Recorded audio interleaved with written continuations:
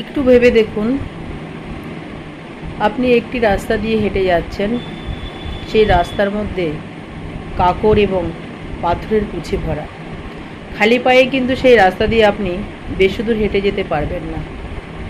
আবার ভেবে দেখুন, আপনি দামি জুতো পরে সেই রাস্তা দিয়ে সেই পাথর কিংবা কাঁকড়ের উপর দিয়ে কিন্তু আপনি অনায়াসে হেঁটে যেতে পারবেন।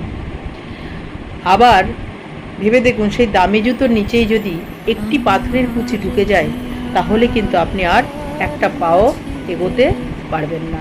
তেমনি এই সমাজে কিছু মানুষ আছে আমাদেরকে খারাপ কথা বলার জন্য, আমাদেরকে আঘাত বলার জন্য রয়েছে, কিন্তু সেগুলোকে ইগনোর করা যায়, অ্যাভয়েড করা যায়। কিন্তু কাছের মানুষ, মনের মানুষ যদি কষ্ট দেয় বা আঘাত দেয়, তাহলে সেগুলো মেনে নেওয়া খুব কষ্ট হয়ে যায়। তাই অবশ্যই মনের মানুষ এবং কাছের মানুষের কাছে সবসময় ভালো থাকবেন এবং ভালো রাখার চেষ্টা করবেন।